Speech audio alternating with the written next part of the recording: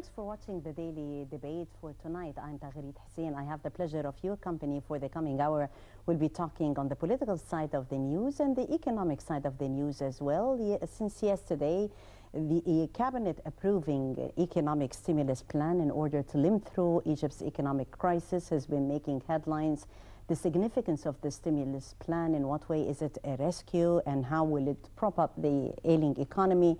And more on the first segment of the show. It's always an honor and a pleasure to have with us Mr. Mohamed Elalfy, our international economic expert for tonight. Thank you very much for coming. Thank you, Mr. Mohamed. And we will be discussing further the issue with Mr. Elalfy right after this report. We'll be back.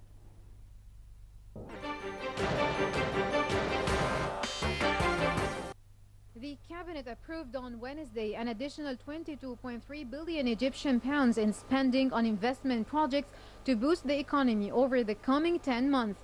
Deputy Prime Minister Ziad Bahauddin said that the government would present its economic program to Gulf Arab countries, in particular the United Arab Nations, which has always agreed to finance medical projects and 10 wheat spoils.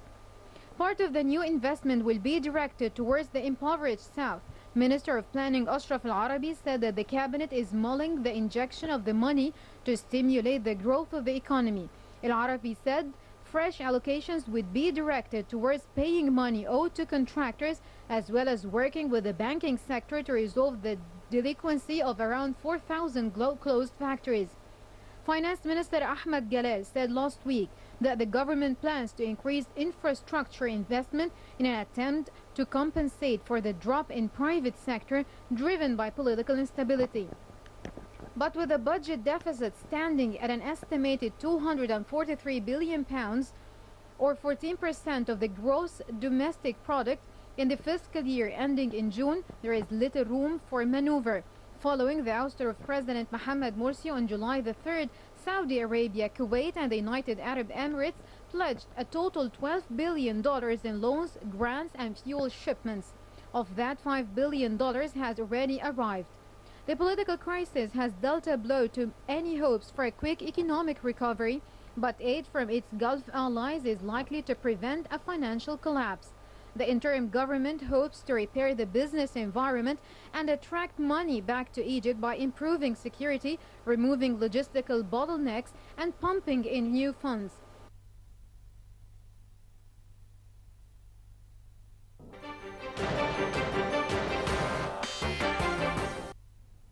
We're back and talking with Mr. Mohamed Elalfy about the economic stimulus plan. Mr. Elalfy, how far is this going to alleviate the burden? How far is it going to prop up a sense of support for the ailing economy? Really, if we would like to talk about this plan, I would like the plan to be a real plan to reach the poor people and the low-level people and the middle class. But unfortunately, from our experience with the plans, I'm not blaming the new plan that is not yet true on the ground, but I would like if this plan can reach the real levels in the society to achieve a real progress and development inside our society. You can say that is they are offering now a rescue plan to the Egyptian economy, but rescue plan it must include a real solution for the critical points for the poor people in Egypt. What are those critical points from your point of view, Mr. Elalfy? For example, now we have a small one between two practices. What's called in Egypt white taxi in Egypt.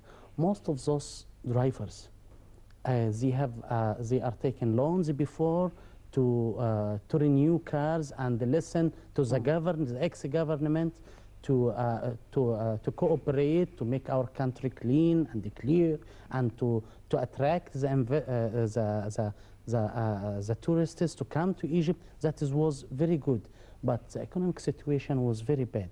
But I wish if the Prime Minister can handle this file and to stop all the crazy interests and to cross out all these interests and to recalculate the loan without interests and to reconstruct this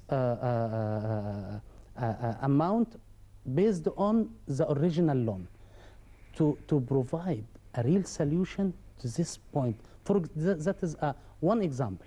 Right.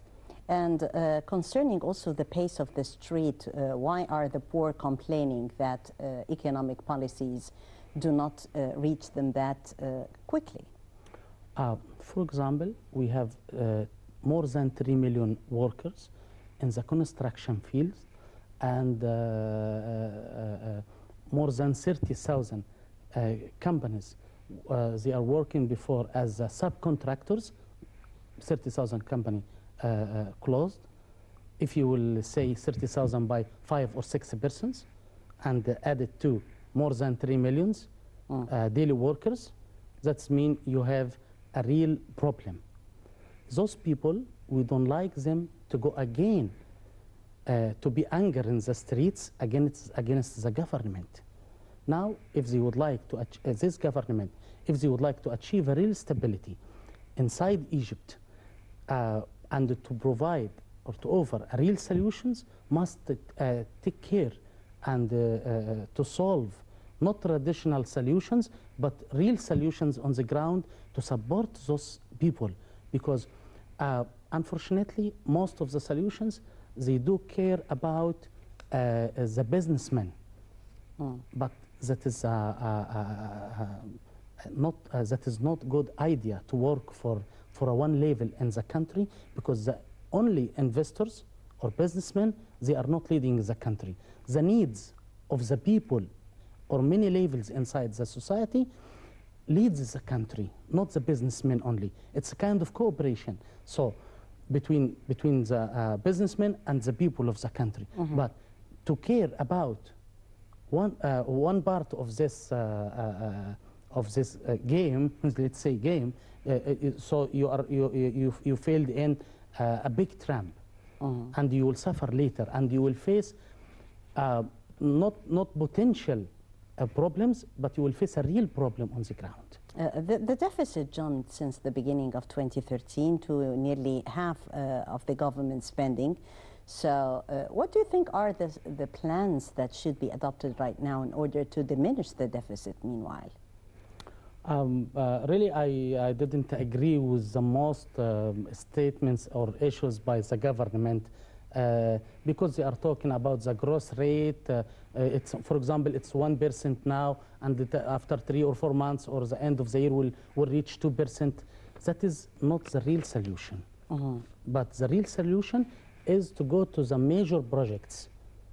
Major projects can provide millions of jobs, can provide a new society, can support the country, and they can attract the investors as the investment organizations from all over the world, and the separate investors, the businessmen. For example, we have to talk about the population of Egypt in 2017 will be between 100 million and 2 to 105. And how can we make use of this treasure in order to utilize them for more for production? Yeah, for example, we can now, we will not go to traditional solutions to spend all our money inside the capital city to destroy this money.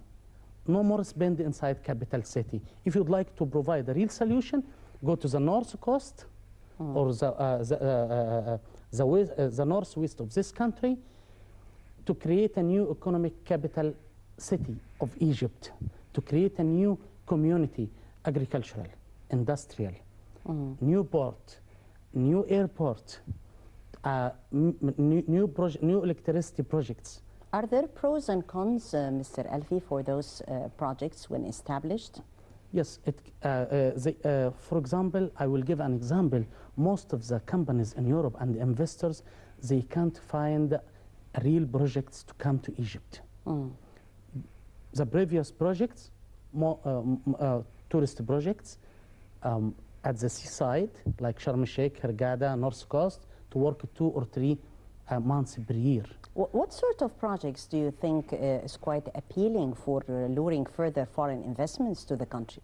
I think. What sort of projects would be attractive for the investors? They are looking for long-term investment, not for fast investment. If they will go to establish this, the idea, I suggest, to establish this new economic capital city for Egypt. Right. I'm sure. Not I will say I guess or no. I think no. I will not use these words, but I'm sure we will attract trillions of dollars and euros to come to Egypt to invest. But unfortunately, we have a big problem, not now, from